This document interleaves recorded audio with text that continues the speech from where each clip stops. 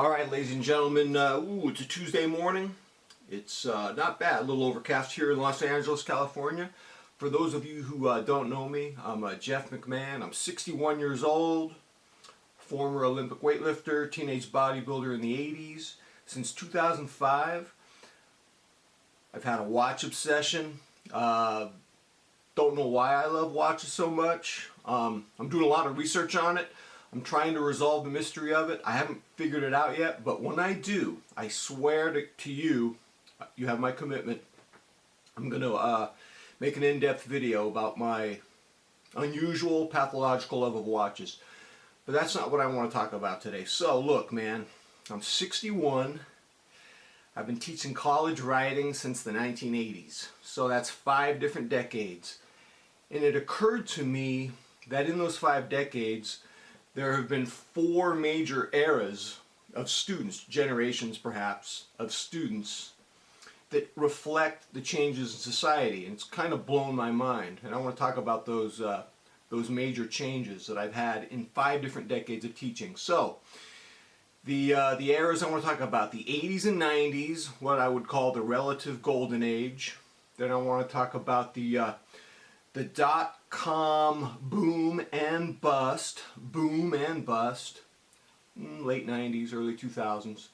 I want to talk about the 2008 Great Recession, which was a double curse for my students. I'll explain to you.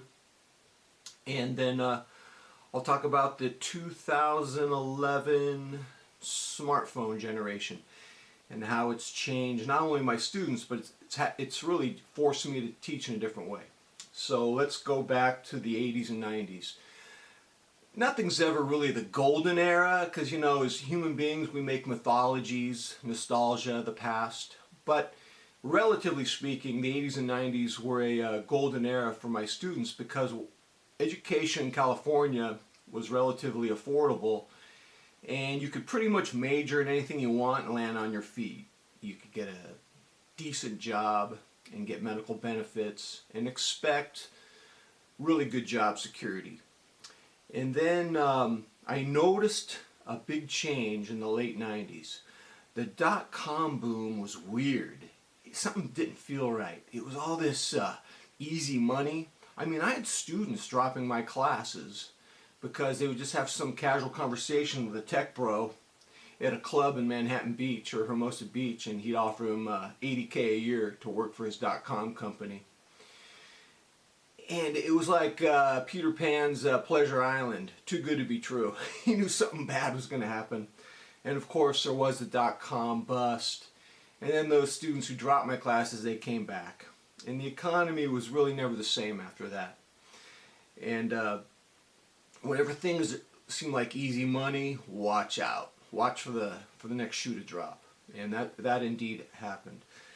2008 was brutal. That was a real changing point for my students, because what happened was during the Great Recession, not only was the cost of education going up for my students, but the job market became very competitive. This is when we started having things like the gig economy and hustle culture, having a side hustle. And it started getting brutal. I noticed I wasn't getting teacher majors anymore. You know, my students are very smart. They're very street smart too, and they know what's going on in education, man. They don't want to be teachers. They know that a lot of teachers here in LA are homeless. You know, they're homeless. They meet each other at the storage rental. And that's where their clothes are, at the storage units, and they talk, and they take showers at the gym. They know they're psychologically and physically abused. My wife's a teacher, 6th grade. She says people aren't going to teaching anymore. My students aren't teacher majors anymore.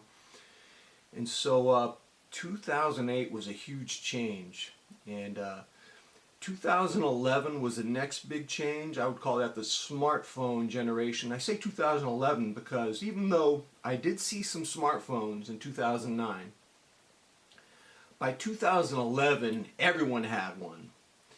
And I've had talks with my students, and it's interesting in an age where social status is always big in every generation, but now if you have an iPhone, that's pretty much it. You're done.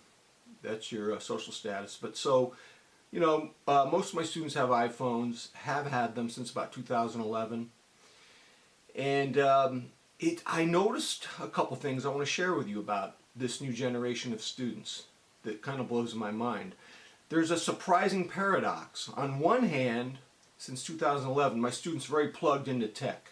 They're texting, they're getting phone calls, and you would think they would be tech nerds and they would have no social skills, but the opposite is true.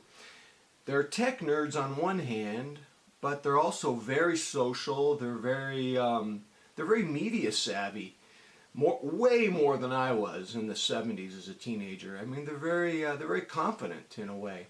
It kind of blows my mind that they're not lost in their tech. They can easily navigate out of the tech and into the real world and be social, which is good. Less good, and I mean this is bad. They don't read anymore. I'm not going to lie to you. They do not read. Now, when you're a college writing instructor, let me give you some advice, please. Please let me give you some advice. You don't get to unilaterally decide on content. You don't get to tell your students to read a deep dive 50-page essay on the Atlantic by Ta-Nehisi Coates. You don't get to do that because they're not going to read it. You don't get to teach a 500-page novel. You're not going to be teaching James Joyce's Finnegan's Wake or Ulysses. Forget about it. They're not going to do it. And if you do, they're going to go on to Rate My Professor, and they're going to call you out, and you're not going to get students in your class. And if you don't have students, you don't have money. And administrators read Rate My Professor, and they know that students pay the bills. They pay for the electricity in our classroom. So you're going to change, whether consciously or unconsciously. You're going to, we don't assign books anymore. We actually, on Canvas, we pretty much upload our content. We don't even use that many textbooks. I don't know how textbook reps are making money anymore. We used to make millions of dollars for them a semester. I would say it's like 1/20th, a fraction, just a tiny infinitesimal fraction of what they used to make. We don't assign long readings anymore. To give you a better view of how we do not unilaterally decide on content, Andrew Santino, the comedian, says, as a comedian, I collaborate with my audience. We make the cheeseburger together. We decide on the ingredients together. And I would say that's the same with teaching. So 5 different decades. I'm going to say something positive, and if you know how cranky and pessimistic I am, this will surprise you, but I'm just going to tell you the truth, and if it's positive, it's positive. So I've been teaching for 5 different decades. I would say 99% of my students have always been decent and kind to me. They've always been essentially good, decent people, and that makes me feel hopeful. And the second thing I want to share with you is that I'm speaking here in 2023.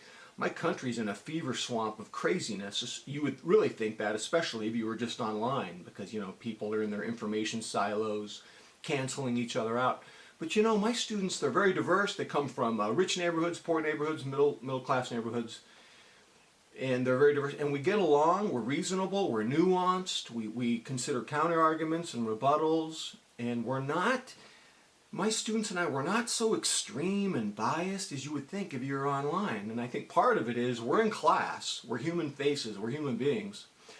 And when I see the reasonableness of my students in class versus the insane fever swamp that exists on the internet, it makes me hopeful. And so I can't believe I'm saying something positive and hopeful, but I am, because I'm here to tell the truth.